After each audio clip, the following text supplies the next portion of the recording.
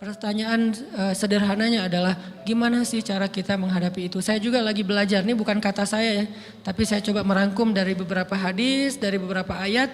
Mudah-mudahan ini jadi semacam tips dari Allah, dari Rasul, cara kita supaya lebih sabar dalam menghadapi ujian, khususnya ujian perasaan. Pertama, saya mengambil dari hadis riwayat yang diriwayatkan dari Abu Hurairah, hadis Hasan.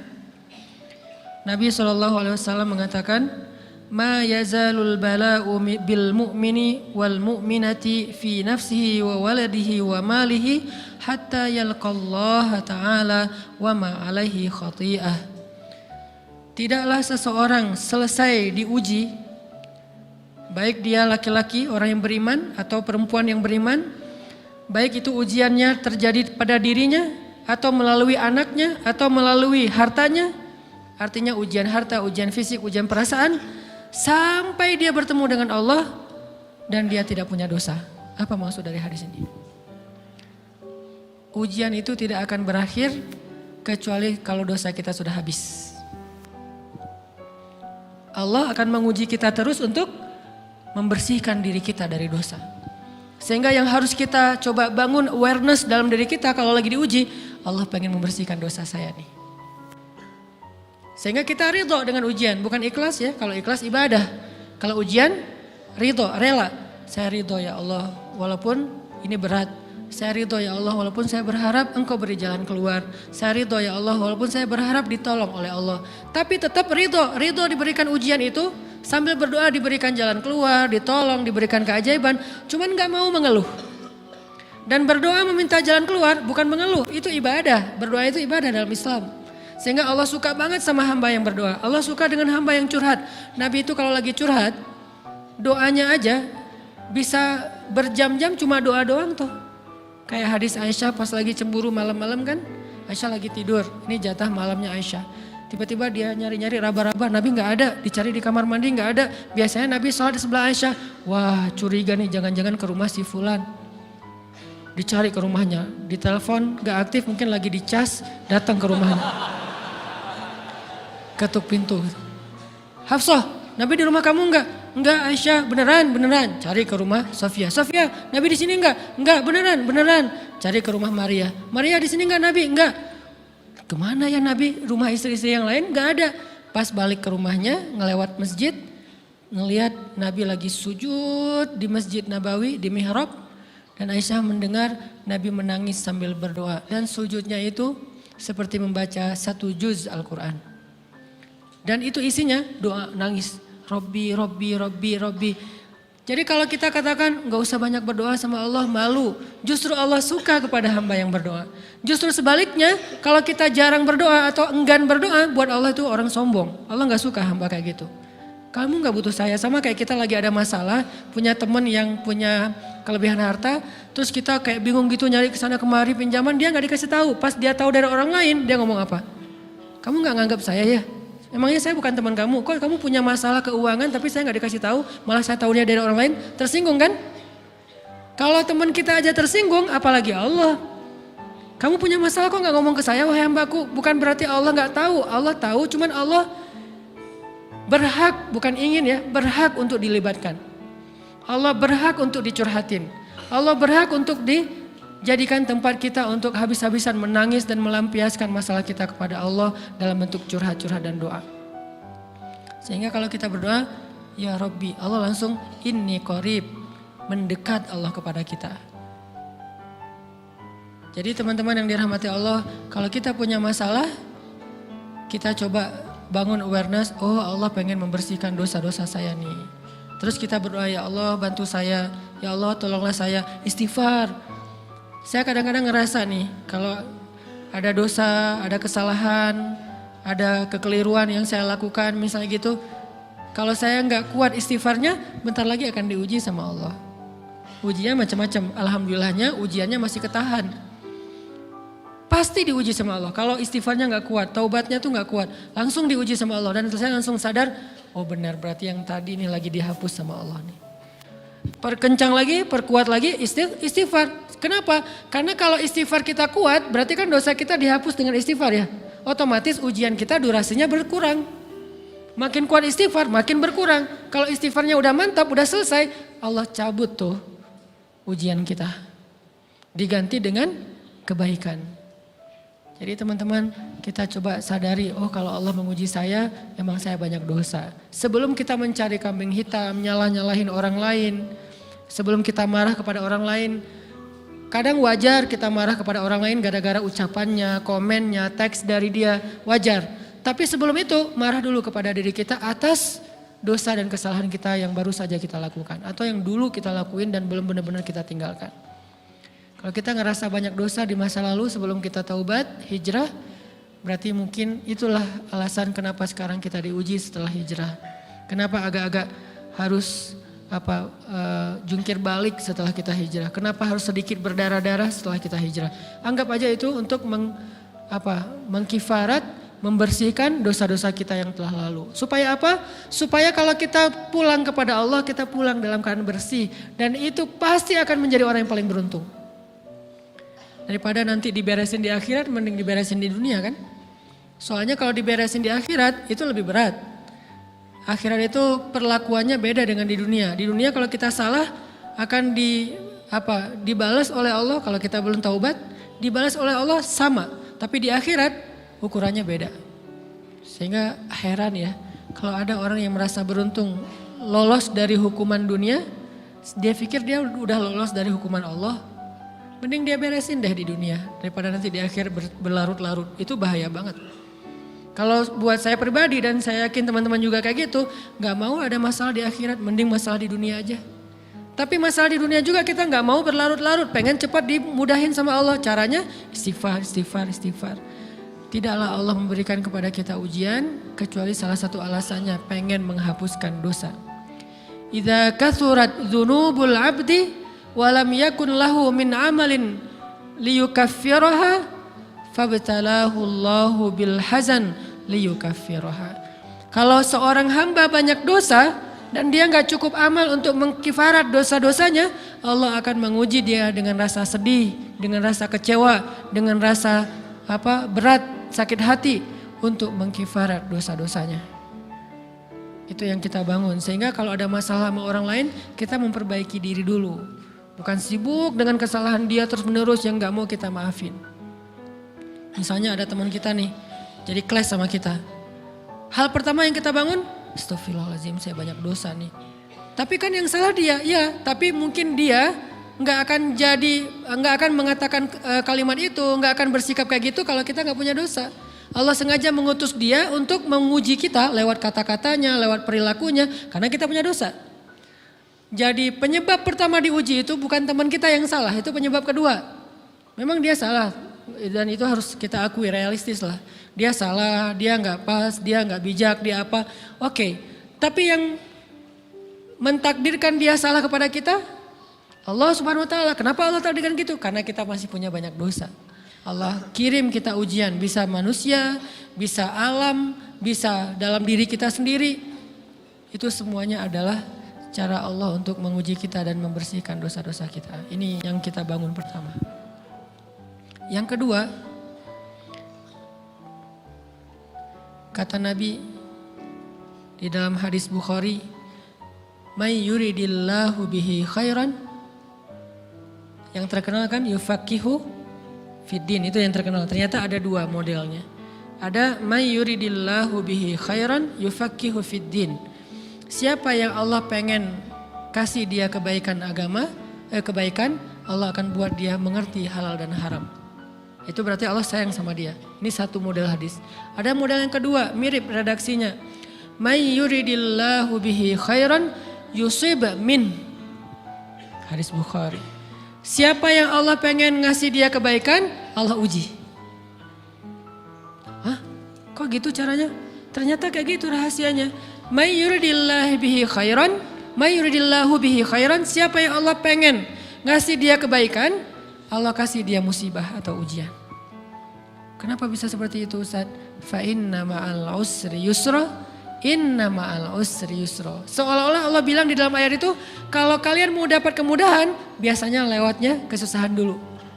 Kalau kalian pengen dapat keberuntungan, biasanya dapatnya kerugian dulu. Tapi keberuntungan dan kerugiannya pasti gak sebanding. Keberuntungannya jauh lebih besar daripada kerugiannya. Kerugian itu kayak modal doang, DP. Jadi kalau kita mau dapat kejutan dari Allah, Allah kasih kita DP. DP-nya apa? Ujian. DP-nya musibah. DP-nya rasa gak nyaman. Itu DP tuh. DP terhadap apa? DP dari Allah terhadap hadiah-hadiah besar yang Allah pengen ngasih ke kita setelahnya. Cuman banyak orang yang menolak DP ini. Sama kayak kita misalnya. Kalau kita mau ngasih dia hadiah, kita kasih dia kayak kejutan dulu. Dia lagi ulang tahun nih, disiram air dulu. Setelah itu dikasih hadiah-hadiah yang mahal. Rela gak disiram air demi hadiah? Rela, udah siramin lagi aja. Kalau setelahnya ada hadiah. Yang kita gak rela kalau setelah disiram disuruh bersih-bersih sendiri dan gak dikasih apa-apa, kan gak rela tuh. Berarti ini bab iman, yakin gak kalau Allah tetap ngasih hadiah? Kan sabar dan iman itu ternyata tahu aman, kembar. Kalau kita yakin Allah ngasih hadiah setelah ngasih kita DP ujian, ya kita akan sabar. Gak apa-apa deh, bentar lagi mau dikasih hadiah, digini-giniin juga gak masalah. Dibully, diapain sama Allah, biarin aja, ya Allah saya sabar. Kan bentar lagi mau dikasih hadiah nih. Ini masalah yakin. Tapi kalau kita gak yakin, apa sih maunya Allah gitu kan? Begitu kalimat ini keluar, maka yang muncul setelahnya adalah mengeluh, berputus asa, dan gak akan sabar menghadapi ujian. Ujian, kata Nabi, may yuridillahu bihi khairan, siapa yang Allah pengen kasih hadiah, siapa yang Allah pengen kasih kejutan, siapa yang Allah pengen kasih pertolongan, siapa yang Allah pengen kasih kebaikan, yusib min, Allah akan uji dia dulu. Ini sunnatullah, sehingga kalau kita lagi diuji, yang kita lihat jangan ujiannya, apa setelah itu. Gimana ngelihatnya Ustaz gak kelihatan? Dengan mata hati. Istafti qalbak, tanya kepada hatimu, kelihatan gak? Dengan mata hati. Gimana ngelihat dengan mata hati? Dengan iman, saya percaya Allah pasti ngasih kebaikan setelah ini. Orang Allah sendiri yang ngomong, gak ada satu huruf pun di Al-Quran yang salah. Apalagi satu ayat, apalagi dua ayat. Fa inna ma'al usri yusra, ditegesin lagi. Inna ma'al usri yusra. Tapi usr dulu, baru yusr. Dikasih kesusahan sedikit, dikasih kemudahan yang banyak. Dikasih kesusahan sedikit, dikasih kemudahan yang banyak. Ini yang kita coba bangun tajdidul iman. Bangun memperbaharui yakin. Sehingga ketika kita diuji, sedih, wajar. Mengaduh sedikit bukan mengeluh ya. Kalau mengeluh kan nyalahin Allah. Kalau ngaduh, yang namanya orang dicubit kan itu ngaduh. Tapi kalau apa sih maunya Allah? Nah itu ngeluh. Antara mengadu dengan mengeluh berbeda. Mengadu itu manusiawi. Sedih itu manusiawi. Air mata bahkan bukan hanya manusiawi, itu rahmat dari Allah. Orang yang gak bisa menangis itu yang bahaya. Kalau kita masih bisa menangis, berarti kita masih peka hatinya. Bukankah anak kecil paling sering menangis? Berarti hatinya peka. Siapa lagi selain anak kecil yang paling sering menangis? Cewek. Cowok itu emang gak punya perasaan, makanya jarang nangis. Cewek dikit-dikit nangis, jangan bilang, cemen banget sih nangis, cengeng apa. Enggak, karena dia perasaannya lebih peka dari kita. Itulah kenapa Allah menitipkan bayi kepada perempuan. Kalau dititipin ke laki-laki hancur. Di balik kepekaan perempuan, di balik sensitifnya perempuan, di balik perasaannya yang luar biasa, di situ Allah Subhanahu wa taala menitipkan amanah, dia yang paling baik dalam merawat bayinya. Perempuan secara umum mungkin lebih banyak bicara daripada laki-laki ya. Walaupun ada orang yang perempuan pendiam banget, ada yang nggak ngomong sama sekali, misalnya diem-diem aja, ada. Tapi secara umum perempuan lebih banyak berucap daripada laki-laki. Emangnya ini kekurangan? Bukan. Ini kelebihan. Kalau dia berikan itu dalam hal yang tepat. Apa yang tepat? Mendidik anak. Justru karena perempuan banyak ngomong, lebih baik dalam mendidik anak daripada laki-laki. Laki-laki itu kurang mendidik, kurang mengedukasi kepada anak dengan usia tertentu karena dia jarang memahamkan. Salah hanya marah, salah hanya ditegur. Kalau ibunya jelasin gini sebelum tidur ibunya yang ceritain banyak cerita. Saya sendiri ngalamin sering mana seorang ayah sama ibu interaksi sama anak dalam bentuk verbal. Sering ibu. Jadi menangis itu rahmat dari Allah. Gak apa-apa, nangis aja. Dan itu tidak disebut mengeluh. Kamu kok nangis sih? Kan orang Islam harus sabar. Emangnya nangis dengan sabar itu bertolak belakang? Sabar tetap sabar. Ya nangis jalan aja terus nangis. Nangis apa pakai nangisnya nggak cuma nangis doang. Emotikonnya juga nangis, berderai-derai gitu. Sampai air matanya menggenang gitu kan ya. Boleh lah. Ditambah lagi dengan visual menangisnya. Posting bahwa dia lagi tertusuk duri. Dengan postingan kaktus atau apalah. Dia pengen share ke semua orang bahwa saya sedang sedih. Sehingga nanti ketika ada orang yang menghibur dia dengan sedikit kata-kata yang sabar ya segala macam. Wah makin berderai-derai. Itu belum jadi. Kecuali dia keluarkan kata-kata mengeluh.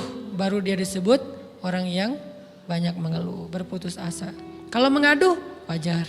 Walaupun ada nabi udah diuji berat gak mau mengaduh. Apalagi ngeluh. Zakaria.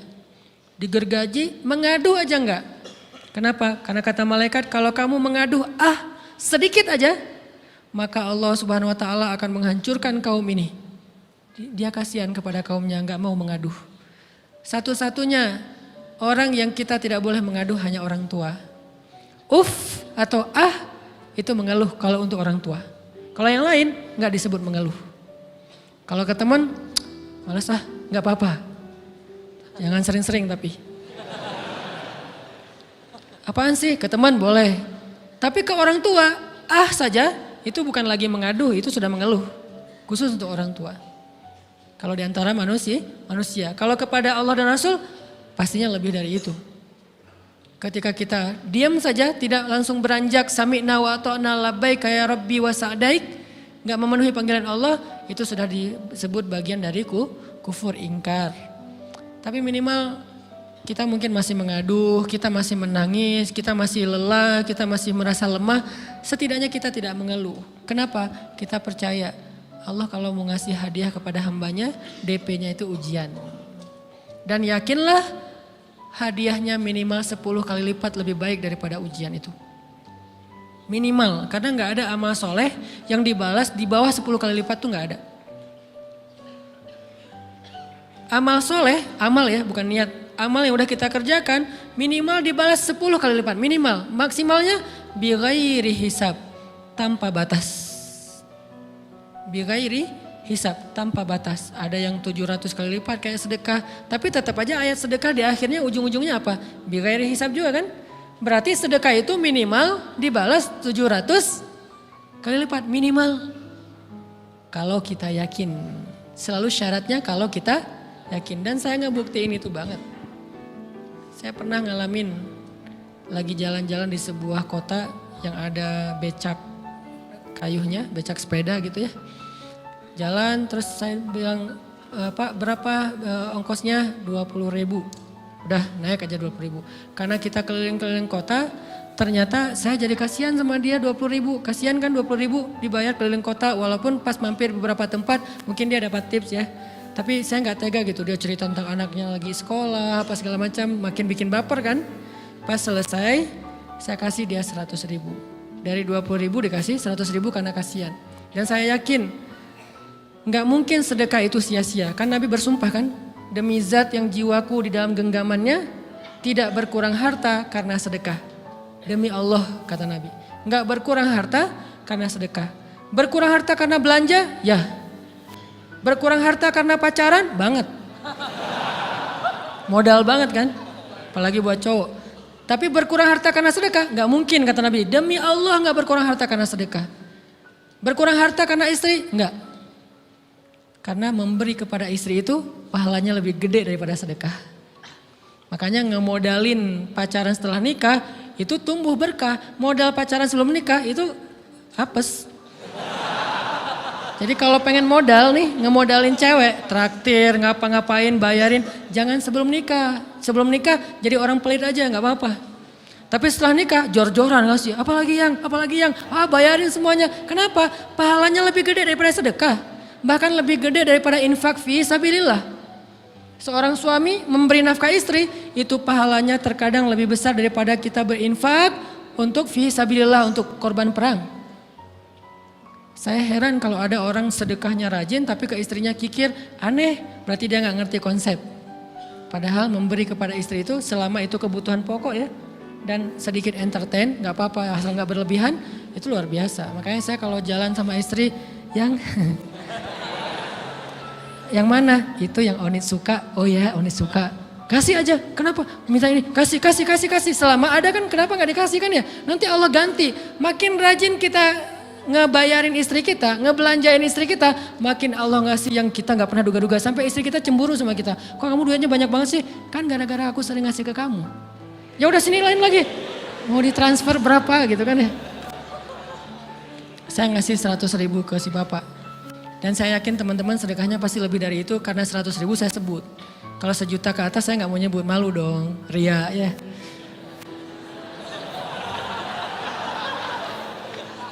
Sebenarnya nggak pernah sih. 100.000 deh, karena kan kecil, saya kasih 100.000.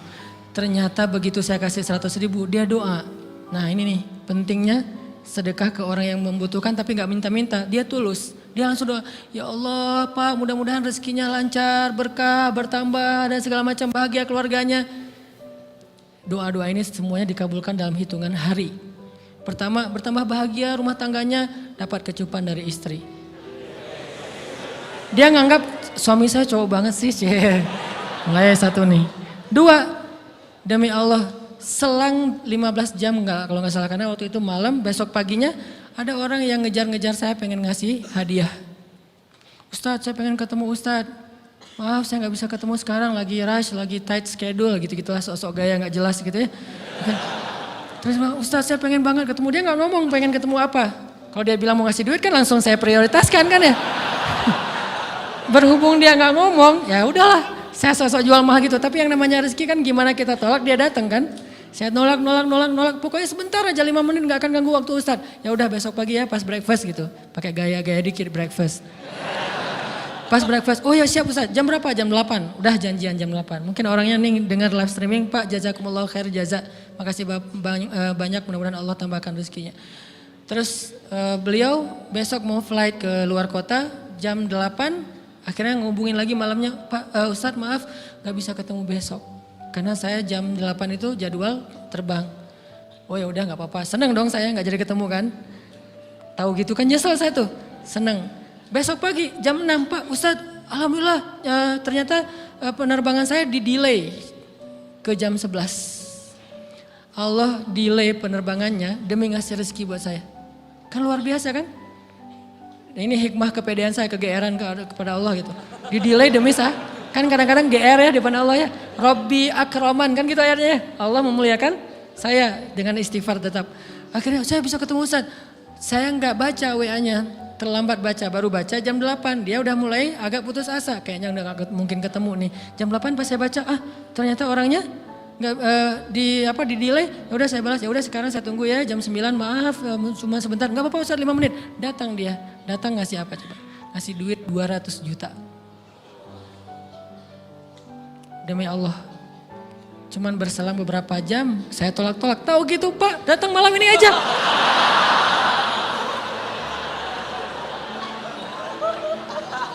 Harusnya malam itu juga saya cari orangnya. Kalau perlu saya yang nyamperin Bapak, Sherlock, saya kejar. Manusia gitu banget ya.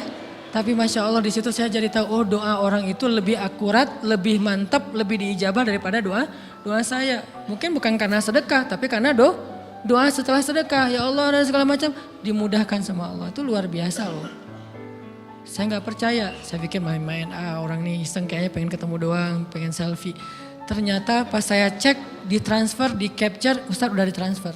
Saya, jangan-jangan nih jebakan Batman gitu ya. Nyari-nyari sana segala macam, alhamdulillah ternyata emang niat baiknya pengen, alhamdulillah saya terkesan, saya dapat hidayah lewat Ustadz segala macam. Sekarang saya pengen membalas jasa Ustadz walaupun kecil 200 juta.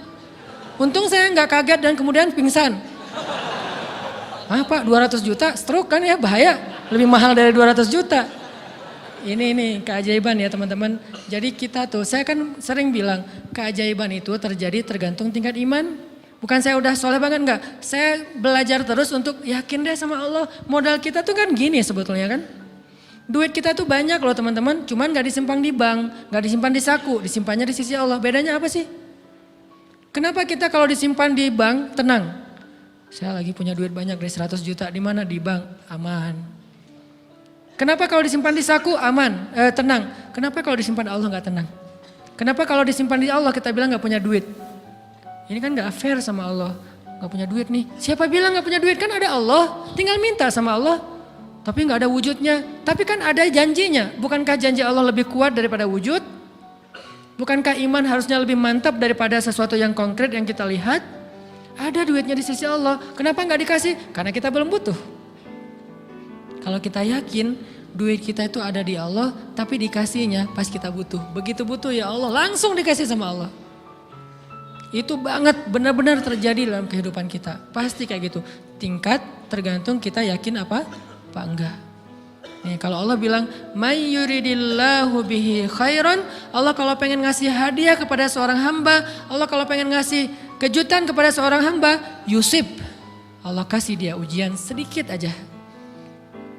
وَلَنَبْلُوَنَّكُمْ بِشَيْءٍ sedikit بِشَيْءٍ مِنَ الْخَوْفِ